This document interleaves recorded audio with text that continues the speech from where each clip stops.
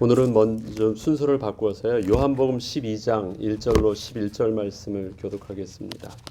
요한복음 12장을 먼저 합니다. 12장 1절로 11절을 함께 읽겠습니다. 6월절 엿새 전에 예수께서 베다니에 이르시니 이곳은 예수께서 죽은 자 가운데서 살리신 나사로가 있는 곳이라. 거기서 예수를 위하여 잔치할새 마르다는 일을 하고 나사로는 예수와 함께 앉은 자 중에 있더라.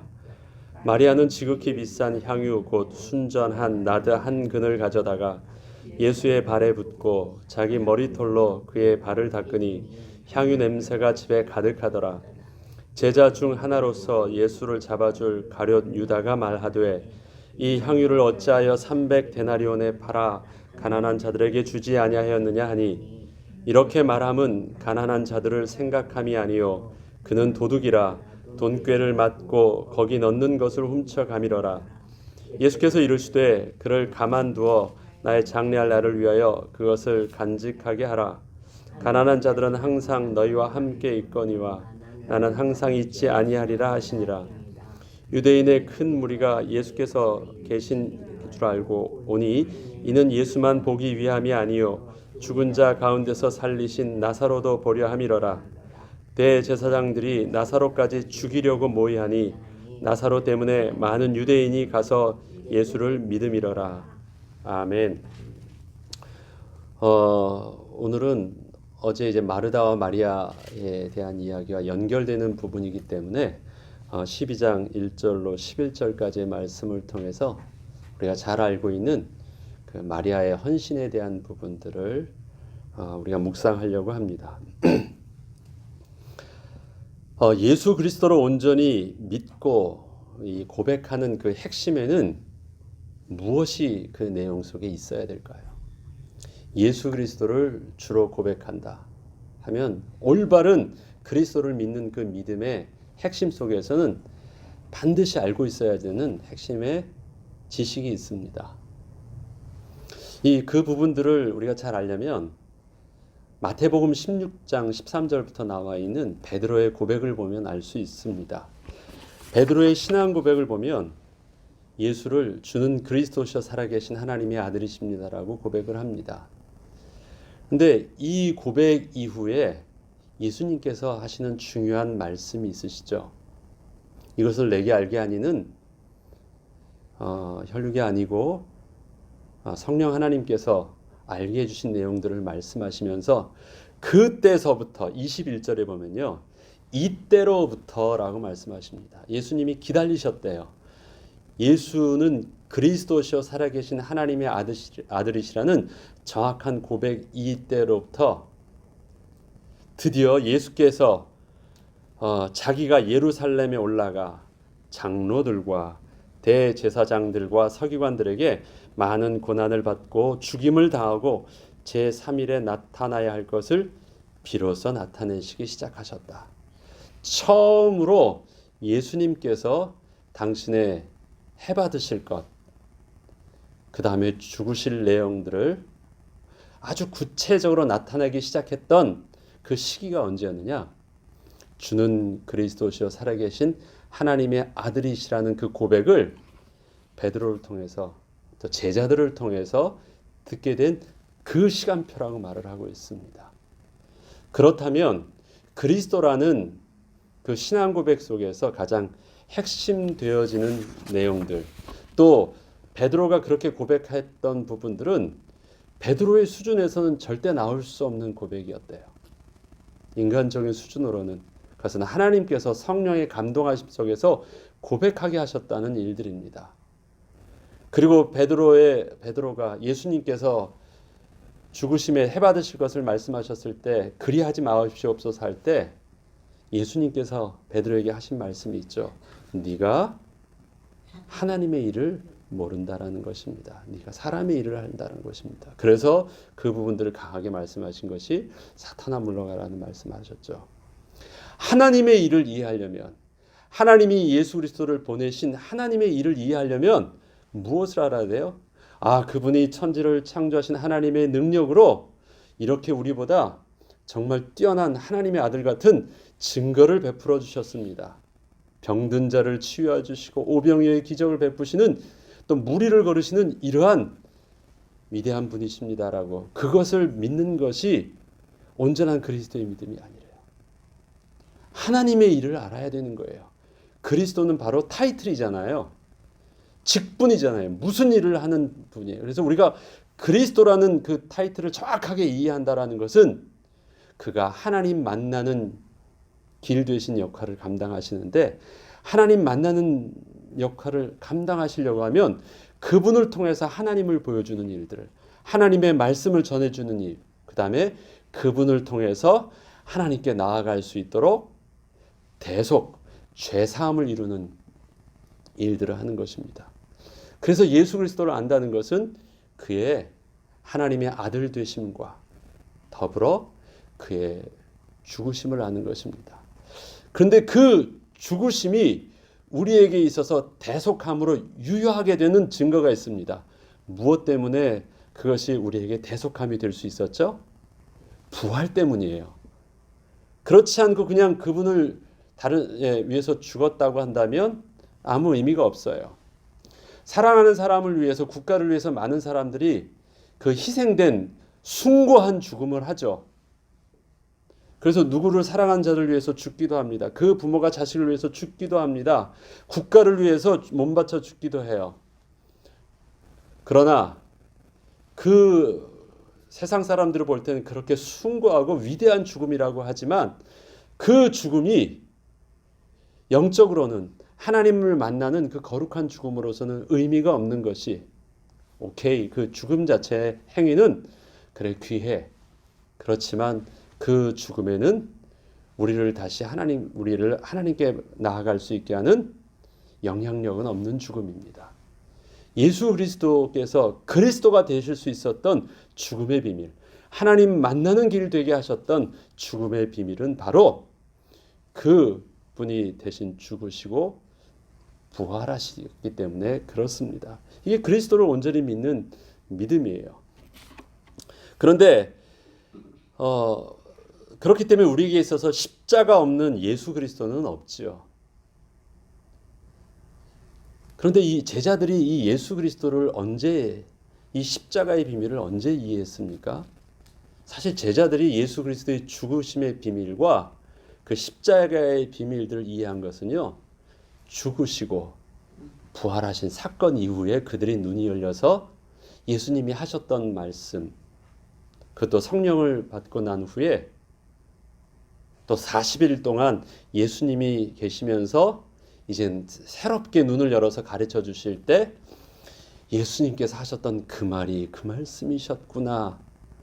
예수님께서 해받으셔야 된다는 것과 대제사장들과 서기관들에게 죽임을 당하셔야 된다는 말이 그냥 빈말이 아니고 진짜 그 말들이 그 말이셨구나 하는 모든 예수님이 하셨던 그 말씀과 그분이 하셨던 기적과 그때마다 툭툭 던지셨던 그 말씀들이 언제 다 퍼즐 조각이 맞아주면서 그 말씀들이 사실적으로 받아들여졌냐면 사실 그것은 나중에 예수님이 죽으시고 부활하신 이후의 사건이었습니다. 부활을 실질적으로 보고 나니까 예수님이 하시는 말씀이 어느 것은 제대로 말씀하시고 어느 것은 그냥 뜬구름 잡듯이 추상적으로 말씀하시고 영적으로 그냥 우리의 믿음으로 주시고 이런 것이 아니라 다 사실적인 것이라는 것들이 받아들여진 것은 제자들에게는 좀 시간이 걸렸습니다. 그렇지만 예수님은 이 부분들을 구체적으로 처음부터 말씀하고 계셨거든요. 제자들이 이제 예수님의 지금 이 상황은요, 오늘 이 상황까지 올 때까지는 이제 사역의 막바지입니다. 그 앞에까지 예수님께서 그리스도 되심을 보여주고 제자들이 믿고 예수님의 그리스도 되심을 인정할 수 있었던 부분들은 어디까지 알았냐면 하나님이 하시는 말씀을 전하신 것, 그 다음에 하나님이 아니시면 하실 수 없는 하나님의 능력을 보여주신 것, 그것이 병자를 고치시고 불치병자를 고쳐주시고 오병이어의 기적을 베풀어 주시고 또 세상은 알 수 없는 하나님의 권위를 가지고 말씀을 하시고 이 부분들을 통해서도 또 가나 혼인잔치의 창조의 기적을 보여주시기도 하는 이런 모든 부분들은 뭐냐면 하나님의 창조의 능력을 통해서 그분이 하나님의 보내신 하나님의 아들이라고 믿게 되었습니다. 그러나 이것은 앞서 말씀드렸듯이 온전한 그리스도에 대한 지식은 아니었죠. 그것은 틀린 것은 아니었지만 유대인들은 그것 자체도 안 믿으려고 했지만 제자들은 믿었지만 예수님 보실 때는 아직 그것도 온전한 그리스도를 아는 지식은 아니었어요. 예수님께서 사역의 마무리, 공생의 마무리를 지으시면서 이제는 보면 얼마 며칠 후면 유월절 어린 양의 모습으로 죽으시기 전에 사실 제자들은 그때 죽으신다는 것도 꿈에도 못 꾸었죠.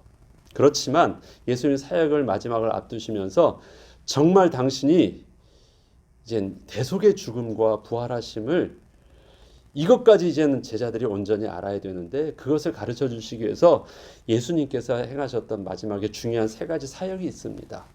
그 사역이 지금 저희가 다루고 있는 그 부분들인데요. 첫 번째가 죽은 나사로를 살리시는 그 사역을 통해서 예수님께서 나는 부활이요 생명이다라는, 그 다음에 나를 믿는 자는 하나님의 영광을 볼 것이다 라면서 제대로 마르다와 마리아에게 이 부분들을 메시지를 정확하게 증거해 주시면서 하셨던 죽은 나사로를 살리시는 사역입니다. 그 다음에 두 번째가 바로 오늘 12장에 나와 있는 마리아가 헌신한 사역입니다. 사람들은 이 부분들을, 제자들은 오히려 마리아를 책망했지만 예수님께서는 마리아의 그 헌신의 사역을 통해서 그가 나의 장래의 죽음을 준비하는 것이라고 했고, 그것을 기억하게 했고, 내가 증거되어진 이곳 그 모든 곳곳마다 마리아의 이 행했던 이 일도 함께 증거되어져야 될 만한 중요한 일로 그는 나의 장래를, 죽음을 준비한 것이다라고 말씀할 정도로 굉장히 의미 있게 다룬 것이 있습니다. 그 다음에 또 마지막으로 제자들에게 보여주셨던 중요한 것이 있죠. 혹시 뭔지 아시겠어요? 이것을 너에게 하지 않으면 너와 나는 상관이 없다. 세족시. 그것을 통해서 제자들에게 구체적으로 대속의 죽음이 어떠한 것인지를 알려주시는 이 세 가지가 굉장히 예수님께서 잡혀 죽기 전에 마무리, 예수님의 그리스도에 대한 메시지를 총체적으로 증거해 주시는 데 있어서 마무리가 되는 중요한 사건 세 가지입니다. 그래서 어저께 했던 마리아 마르다의 이야기를 통해서 나사로가 살아나는 사건과 더불어 오늘 본문을 이 마리아가 헌신하는 그 부분들을 하는데, 그 부분들이 함께 연관돼서 생각해야 될 그 부분들이 있습니다. 앞서 말씀드렸듯이 제자들은 부활 사건 이후에 예수님의 이 메시지들을, 말씀들을 이해했거든요. 죽으심과 부활하는 부분들이 어떤 의미인지를 그때 이해했거든요. 예수님이 가셨는데, 예수님께 갔는데 이제 여인들이 그 안식 후 첫날 그들이 미리 사놨던 장례를 이제 제대로 치르려고 안식 후 첫날 그들이 향료를 사서 들고 예수님을 이제 씻기고 닦이고 제대로 이제 장례를 치르려고 다 가지고 갑니다. 들어갔는데 빈 무덤을 봐요. 천사들을 봤죠. 빈 무덤을 봤고 세마포만 남겨져 있는 부분들을 봅니다. 너무 놀라서 제자들을 봤고 제자들이 정신없이 갔죠. 제일 먼저 뛰어가서 본 사람이 베드로였고 요한이었습니다. 요한은 마음이 겁이 나가지고 뒤에 있었고 베드로는 들어가서 봤는데 거기에 뭐만 있었습니까? 세마포만 있었습니다. 이 모습을 우리 한번 나사로의 경우를 통해서 보죠. 나사로도 쭉 나왔는데 무덤 안에 갔고 나왔고 다 풀려져서 세마포만 남기게 되었죠. 그들은 나사로의 살아나는 것을 보았습니다. 사실 그때만 해도 제자들은요, 예수님께서 죽은 자를 살려주신 그 사건들을 어느 정도로만 이해했냐면 병자를 고치시는 것, 그 같은 선상 속에서 예수님께서 또 베푸신 창조의 기적으로만 이해를 했습니다. 그때까지만 해도 예수님께서 하셨듯이 역시 그리스도가 맞구나. 이 사실들을 제자들도 확신하게 되었고 그것을 봤던 유대인들도 그를 통해서 하나님의 아들 되심을 보았습니다.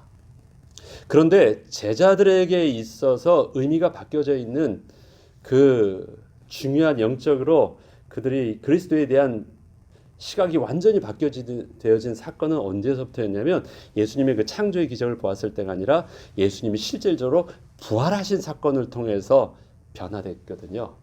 그래서 그 부활이라는 것들이 그 제자들에게 있어서는 실질적으로 비포와 애프터를 가려주는 중요한 사건이었습니다.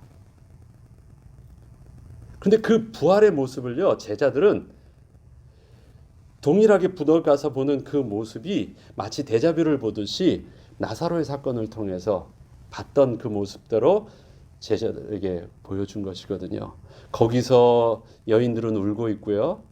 예수님이 안 계시니까 여인들은 울고 있고, 또 향품을 가서 제대로 장례를 못 치르고 있고, 갔는데 빈 무덤에 세마포만 있고, 딱 그 모습이 나사로 앞에 있었던, 무덤 앞에서 있었던 모습과 다르지 않은 그 모습을 봅니다. 그들은 전부 다 예수님이 이미 죽으시고 부활하셨을 때 모든 것을 이해했습니다. 그런데 이러한 제자들의 부활을 예수님이 십자가에 죽으시기 전에 먼저 깨닫고 체험하고, 그 부분들을 미리 예수님을 섬긴 자들이 있었습니다. 그게 바로 마르다, 마리아, 나사로의 사건이에요. 그래서 굉장히 이 마리아의 부분들은 의미가 있는 것입니다. 오늘 본문을 보면 12장이에요. 유월절 엿새 전이라고 합니다. 유월절 엿새 전. 예수 그리스도의 해 받으심과 죽음은 상상치도 못할 일이 갑작스럽게 일어난 것이 아니었습니다. 당시 지금 이 부분들도, 이 정황들을 보면요, 우선 예수님 자신이 대속의 죽음의 비밀들을 구체적이고 또 반복적으로 3번 이상을 계속해서 말씀해 주셨어요. 그것도 대충 나는 아마 죽게 될 거야 이 정도가 아니라 예루살렘에서 대제사장과 서기관들과 바리새인들을 통해서 해받으시고 죽으실 것에 대해서 구체적으로 반복적으로 말씀해 주셨습니다. 제자들은 그것이 잘 이렇게 와닿지 않았지만 예수님은 정확하게 말씀하셨어요. 심지어 많은 유대인들이 서기관과 또 바리새인들에게 붙잡혀 행하실 것을 많이 말씀만 하신 것이 아니라 또한 유대 사회에서 들려오는 소문과 실제적인 움직임들은 점점 더 상황이 악화되고 있음을 어렵지 않게 또 제자들과 예수님도 감지할 수 있었습니다. 요한복음 그 11장의 그 앞에도 보면요, 이런 말이 있죠. 56절에 보면, 11장 56절에 보면 그들이 예수를 찾으며 성전에 서서 서로 말하되 너희 생각에는 어떠하냐, 그가 명절에 오지 아니하겠느냐 하니 이는 대제사장들과 바리새인들이 누구든지 예수 있는 곳을 알거든 신고하여 잡게 하라고 명령하였어요. 예수님은 지금 예루살렘에서 어떤 분위기가 있는지요, 거기 예수님이 이미 그 현상금도 걸려 있고요, 잡으면 죽일 거라는 사실들도 잘 알고 있어요. 그 전에 돌로 치려고 했었던 그 분위기도 잘 알고 있어요. 또 제자들도 다시 가는 것은 우리가 죽으러 간다라고 농담처럼, 진담 반 농담처럼 겁도 없이 말하고 있지만 실질적인 분위기는 그렇게 점점 어떤 죽음에 대한 그림자가 가깝게 오고 있다는 것들을 안팎으로 다 하고 있습니다. 예수님도 친히 그렇게 구체적으로 영적인 의미를 가지고도 말씀해 주시고, 이쪽에서는 유대 사회에서는 실질적으로 죽이려고 하고 그 정도가 아니라 이제 현상까지 내걸고 있고, 이러한 상황들은 굉장히 어떤 그 죽음에 앞섰습니다. 그리고 그때가 이제는 유월절이에요. 유월절 엿새 전이면 예수님께서 유월절 어린 양으로 오신다는 그 대속의 죽음의 비밀들이 온전히 증거되어집니다. 이때 이러한 분위기 속에 예수님께서는요, 베다니를 거쳐서 예루살렘으로 가는 것입니다. 베다니는 예루살렘에서 몇 킬로 떨어져 있다고요? 2킬로. 그러니까 바로 그 앞이에요. 왔다 갔다 하는 곳입니다. 그리고 예수님이 계셨던 곳에서 베다니는 지나치는 곳이었습니다. 예수님은 언제나 예루살렘을 들어가실 때, 예수님이 있었던 고향에서, 동네에서 언제나 예루살렘으로 들어가실 때는 반드시 그 베다니를 지나다니는 곳이었고, 그곳을 지날 때마다 꼭 들러셔서 거기서 유하시거나 아니면 거기서 식사를 하시거나 하신 일들을 늘 했던 관계가 꽤 오래됐던 친밀한 관계로 있던 사람들이었습니다. 예수님은 이 모든 상황들을 아시고 이제 들어가시는 거예요. 그때 또 늘 방문하시면서 함께 식사하셨듯이 그날도 이제 베다니에 있어서 바로 그 베다니에 있는 나사로가 있는 곳으로 가신 것입니다. 앞에서는 제자들의 모습은 예수님의 죽으심에 대해서 잘 몰랐어요. 왜 잘 몰랐었냐면요. 예수님이 많이 생명의 위협을 겪는, 또 돌로 치려하기도 하고 잡으려고 했었지만 예수님이 한 번도 안 잡히셨습니다. 예수님의 창조의 능력으로 기적같이 무리를 초인해서 가셨고요. 붙잡으려고 해도 군중들이 있어서 잡지 못했고, 예수님이 맘먹으면 저들이 아무리 하려고 했어도 잡히지 않는 것을 제자들이 봤어요. 그렇기 때문에 지금 상황은 위협더라도 예수님은 안 잡히시고 안 죽으실 거라는 제자들은요, 마음이 있어서 그렇게 죽음이 실질적으로 와닿지 않았습니다. 이 앞에 보면 계속해서 예수님이 안 잡히시거든요. 무리들이 굉장히 예수님을 잡으러 왔다가 아주 무기력하게 건들지도 못하는 것을 봤기 때문에 예수님은 그 제자들은 예수님의 죽음에 대해서 그렇게 심각하게 사실적으로 받아들이지 않았습니다. 나사로와 마리아와 마르다가 있는 곳에서 식사를 하게 되었습니다. 베다니에서. 예수님의 그곳에 가셨을 때는, 또 예수님께서 나사로를 살리러 가게 하셨을 때는 분명히 의미가 있으셨죠. 어떤 의미가 있었습니까? 만나자마자 예수님께서 마르다를 통해서 하신 말이 있죠. 나는 부활이요 생명이니 나를 믿는 자는 죽어도 살겠고 살아서 나를 믿는 자는 영원히 살지 않는 거야. 이것을 네가 믿느냐? 아주 의미 있게 다시 말씀해 주셨고요. 이것에 대해서 마르다는 네, 주는 그리스도시여 살아계신 하나님의 아들이십니다라는 고백을 했습니다. 누구와 똑같은 고백을? 베드로와 똑같은 고백을 했습니다. 이것에 대해서 예수님께서는요, 마리아와 마르다와 많은 무리들 앞에서 또 큰 소리로 말씀하시기 전에 마르다에게 하는 말씀이 있습니다. 내가 나를 믿으면 하나님의 영광을 볼 것이라고 했지, 하나님의 영광을 보여줄 거야. 예수님께서 하나님께 기도할 때 그랬죠. 하나님께서 아들에게 아들을 영화롭게 하셨습니다. 아들을 영화롭게 하신다고 하면서 그분이 하신 일이 뭐예요? 죽으시고 부활하시기 바로 전날 네가 믿으면 하나님의 영광을 볼 것이야. 마르다에게 그렇게 하고 부활의 사건을 해주신 것입니다.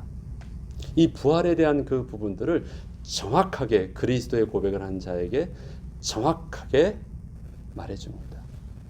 죽으실 것과 부활. 그것을 나사로를 통해서 죽으심과 부활하심이 단순히 나사로 하나 살리는 것이 아니라 그 그리스도의 온전한 비밀들을 마리아와 마르다에게 정확하게 알려주십니다. 마리아와 마르다에 대한 또 나사로에 대해서요, 그 사도 요한, 그러니까 요한복음에 있어서는 그들을 요한은 어떻게 표현하죠? 그 수식어가 뭐죠? 예수님께서 사랑하시는 자. 마리아와 마르다와 나사로를요, 예수님께서 사랑하시는 자라고 써요. 요한복음에 또 예수님께서 사랑하시는 자로 또 누구를 쓰고 있죠? 본인 자신을 써요. 예수님께서 사랑하신, 내가 예수님을 사랑하시는 것이 아니라 예수님께서 사랑하는 그 제자, 예수님께서 사랑하시는 그들 세 남매.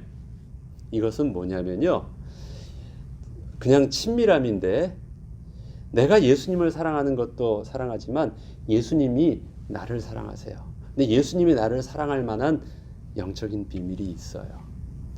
세례 요한은 그런 영적인 자부심이 있어요. 왜? 예수님이 사역하시는 이 땅에서 그리스도의 사역을 하시기 위해서 하셨던 영생의 비밀, 구원의 비밀, 그를 세례 요한은 잘 알고 있다고 하거든요. 그래서 그 비밀대로 요한복음을 그 관점으로 계속 쓰고 있잖아요. 그런데 사도 요한에게 있어서 자기와 똑같은 수준으로, 제자들도 그렇게 얘기하지 않는데 자기와 같은 똑같은 어떤 영적인 비밀이 있는 예수님과의 같은 관계에 있는 사람으로 누구를 또 말하고 있냐면요, 마리아와 마르다와 나사로를 말하고 있어요. 예수님께서 사랑하시는 자라는 표현들을, 예수님께서 그 사랑하신 자라는 그 의미가 예수님께서 마르다에게 또 마리아를 통해서 보여주시는 이 영적인 비밀, 나는 부활이요 생명이니 하시면서 이 죽은 나사로를 살리시는 것들을 통해서 예수의 그리스도 되신 비밀들을 정확하게 가르쳐 주시는 부분들을 보면 알 수 있습니다. 그냥 살리신 것이 아니에요.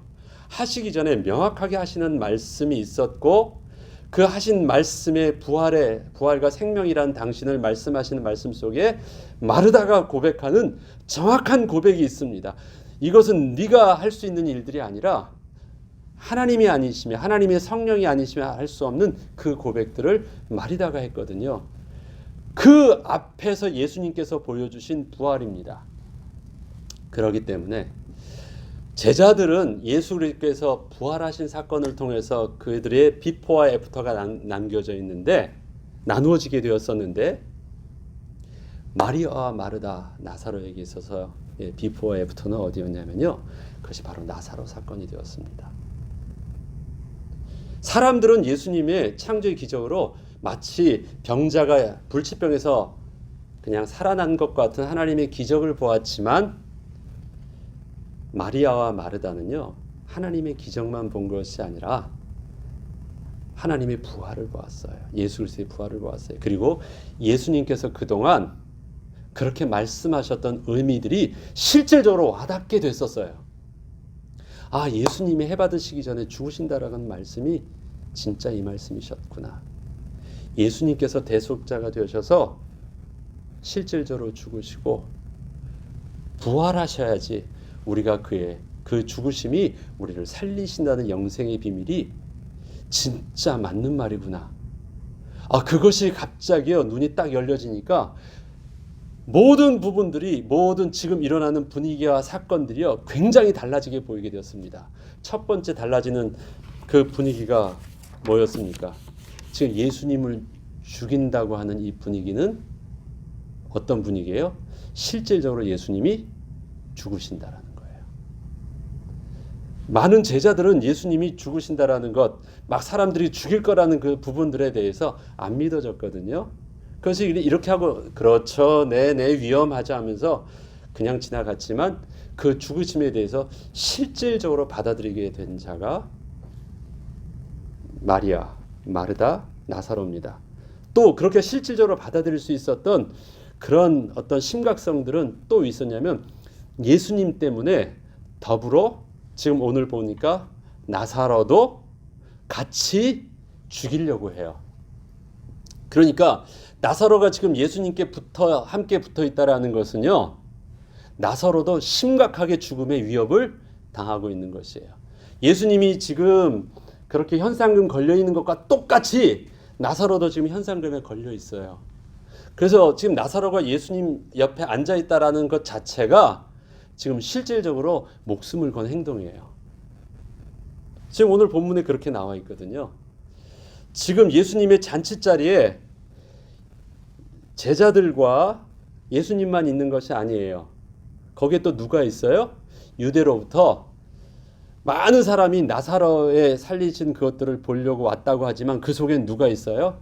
나사로를 죽이려고 모의했던 그 사람들이 칼을 품고 지금 와 있어요. 그러니까 이 잔치 분위기가요, 예수님이 왔다고 막 신나는 분위기가 아니라 굉장히 살벌한 분위기예요. 제자들은 몰라. 예수님 확실하게 믿거든.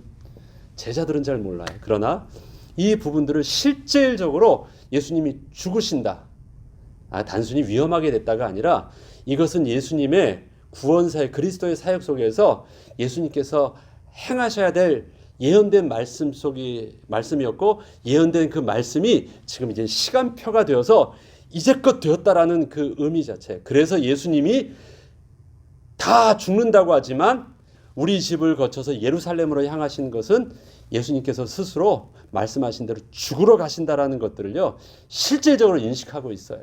누가? 마르다, 마리아, 나사로가. 자, 그 분위기 속에서요, 2절을 보죠. 거기서 예수를 위하여 잔치할세. 마르다는 일을 하고 나사로는 예수와 함께 앉은 자 중에 있고 거기에 마리아는 향유를 들고 옵니다. 오늘 본문 속에서 세 사람이 예수님을 대접하는데 아주 특징이 있습니다. 그들의 말이 한마디도 나오지 않아요. 평상시 같으면 예수님과 대화도 하고 막 할 텐데요. 그들은 한마디도 나오지 않고 묵묵히 마르다는 일을 하고 있습니다. 묵묵히. 나사로는 예수님 곁에 앉아서 가만히 있습니다. 마리아도 한마디도 안 하고요. 나와서 합니다. 왜 말이 없을까요? 이 상황이 그들 속에서는 굉장히 진지하게 받아들여져 있는 죽음을 앞에 둔 상황이라고 그들은 받아들여졌기 때문에 그래요. 마르다가 예수님 섬기지 못하고 그 앞에서 메시지 안 듣고 분주하게 일을 하고 있다고요? 아니에요. 마르다 지금 그게 아니에요.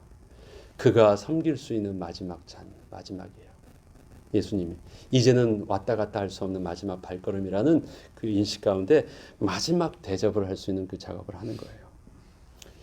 그리고 나사로는 뭐예요? 예수님 곁에서 옆에서 그의 죽음을 같이 하면서 예수님을 섬기는 거예요. 거기에 마리아는 갑니다. 이제 전에 나사로가 살기 전에 그 마리아하고는 완전히 달라요. 하나님의 영광을 알고 예수 그리스도의 죽으심과 부활하심의 그리스도의 비밀을 알기 때문에 나아갑니다. 그래서 이 비밀을 통해서 나아갑니다. 제자들이야 북적거리고 있지만 그래서 막 이 말 저 말 하면서 뒤에 보면 뜬구름 없는 철없는 얘기들을 막 하고 있지만 굉장히 이 부분들을 심각하게 무겁게 받아들이고 있는 사람들이 있습니다. 말은 하고 있지 않지만 마르다, 마리아, 나사로, 예수님, 그 다음에 그것을 의미 있게 바라보고 있는 군중 속에 칼을 품고 있는 유대 사람들. 그들은 이 실제적인 분위기 속에서 가만히 있어요. 정적이 흐르고 있습니다. 예수님도 아무 말 안 하세요. 말만 막 크게 떠들고 있는 사람들은 제자들밖에 없어요. 그때 와서 마리아가 어떻게 합니까? 깨어서 예수님을 발을 씻겨주십니다. 참고로 지난번에 말씀드렸죠. 이들의 식사는 우리처럼 의자에 앉아 있는 게 아니에요. 이들이 식사 준비하고 식사한다는 것은 앉아가지고 뒤에 기대는 것 있고 쫙 이렇게 다 앉아 있는 거예요. 그렇게 해서 대접을 받을 수 있는 준비들을 다 하고 있습니다. 손으로 먹기 때문에 뭐 다른 것 하지 못해요. 모든 건 다 대접받아야 되는 상황입니다. 다 다리 쭉 뻗고 앉아 있는 그 식사 준비하는 자리에 마리아가 와서 예수님을 섬깁니다. 예수님에게 귀한 향품을 가져와서 섬깁니다. 이것에 대해서 제자들은 낭비라고 얘기하고 뭐 우리가 알다시피 그 300데나리온의 가치에 있는 이 부분들은 더 효용가치 있게 쓰일 수 있다라고 말하지만 예수님은 그것에 대해서 하시는 분명한 말씀이 있습니다. 그것을 7절이에요. 예수께서 이르시되 그를 가만두어 나의 장래할 날을 위하여 그것을 간직하게 하라. 예수님은 뭔가를 알고 계세요. 그가 왜 그렇게 했는지를 예수님은 아신다는 거예요. 가난한 자들은 항상 너희와 함께 있거니와 나는 항상 있지 아니하리라 하시니라. 그건 뭐예요? 지금이 마지막 기회라는 거겠죠.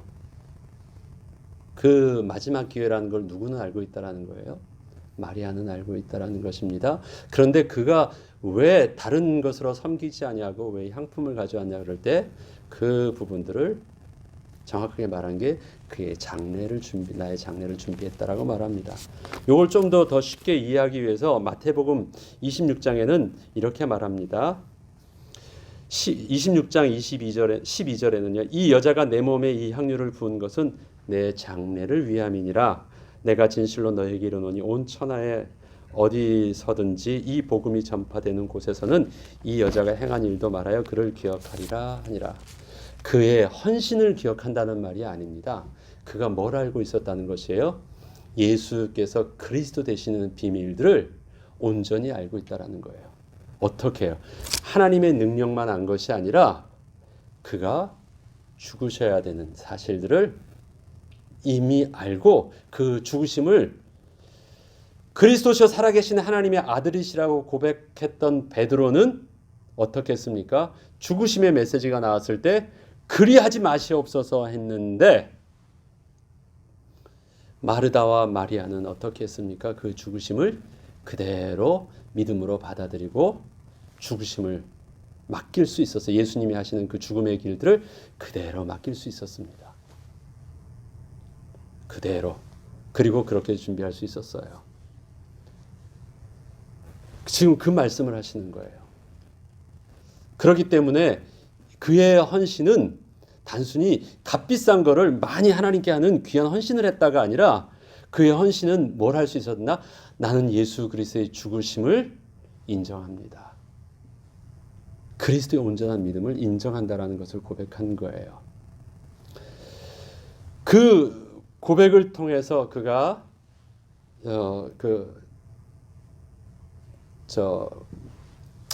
앞서 말씀드렸던 많은 여인들이 예수님께 나아갔을 때 했었던 거 있죠.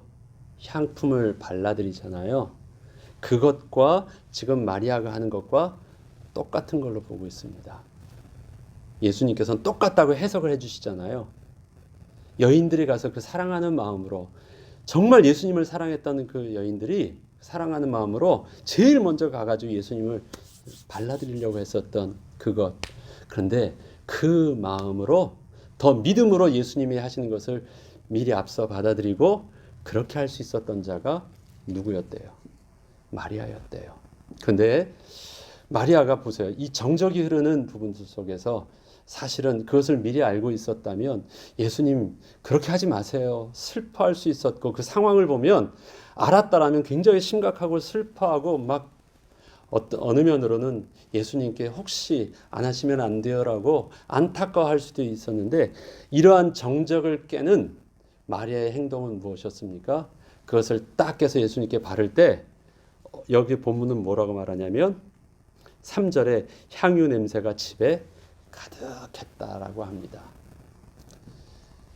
많은 사람들이 향유 냄새를 맡게 됐어요. 야, 이게 어디서 나는 냄새지? 그 마리아가 예수님께 이렇게 큰 사건으로 우리도 너무 황당하게 이 비싼 걸로 그렇게 예수님께 다 헌신한 사건을 통해서 다 보았어요. 그래서 뭘 봅니까? 많은 사람들이 예수님께 집중하게 되고 집중되어졌던 그 모습 속에서 여인의 행위와 예수님은 뭐라고 말씀하십니까? 저들이 마리아가 나의 죽음을 준비한 것이다. 그래서 예수님의 죽음을 마리아는 어떻게 아름답게 승화시켰습니까? 비참하고 슬프고 잘못되고 부끄러운 것이 아니라 하나님의 생명의 아름다운 향기로 모든 사람들에게 그리고 자신도 예수 그리스도의 죽음을 그렇게 아름답게 받아들였습니다. 향기롭게. 그래서 예수님의 죽음을 위로하였고 고귀하게 온전히 인정해드렸다라고 합니다. 제가 하는 말씀이 아니라 예수님이 여인의 모습을 그렇게 말했고 그러하게 이 여인의 모습이 내 복음이 내가 증거되어지는 곳에 동일하게 증거하라고요. 왜? 유일하게 그가 예수님이 죽기 전에 예수 그리스도에 대신 죽으심을 온전히 받아들여서 죽음을 준비했던 유일한 자예요. 그렇기 때문에 굉장히 의미 있다라고 말합니다. 근데 어떻게 해서 그들이 이렇게 할 수 있었을까요? 그게 나사로 때문에 그래요. 나사로를 통해서 예수 그리스도의 부활하심, 잠자는 자가 깨어나는 그 부활의 비밀들이 어떠한지를 명확하게 보여주셨고 그때 저들의 영안이 열리면서 예수님의 말씀들, 지난날에 하셨던 그 말씀들이 제자들보다도 앞서서 나중에 제자들도 눈이 열려서 알죠. 제자들보다 앞서서 알게 되었습니다. 사도 요한은 이 사실들을 자기보다도 앞서서 오늘 이 마리아의 이야기를 하면서 마리아가 먼저 오히려 자기보다도 더 앞서서 눈을 열어서 예수님께 맞이했던 모습들을 헌신했던 모습을 말하고 있고 또 그들이 나처럼 어떤 자였어요?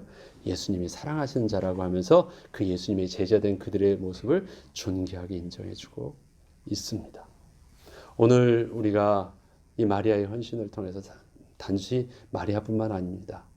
마르다와 나사로와 마리아의 예수님의 마지막 죽음을 맞이하는 그 헌신들, 아무 말 하지 않지만 예수님과 그 사랑하는 남매들끼리만 통하는 그 영적인 교감들, 이것이 우리의 마르다와 같은 헌신이 되어야 되겠고 섬김이 되어야 되겠고, 또 이것이 나사로와 같이 주님과 함께 죽고자 하는 우리의 생명을 건 주님과 함께 동행하는 비밀이 되어야 되겠고, 이것이 마리아와 같이 자기 모든 것을 아낌없이 헌신하는 그런 고백이 되는 것이 그리스도의 제자된 예수님과 함께 같은 십자가를, 우리의 십자가를 지는 영적인 비밀이라 생각합니다. 오늘 말씀을 통해서 예수의 그리스도 되신 비밀 속에 십자가 없는, 죽음 없는 그리스도의 고백은 의미가 없다.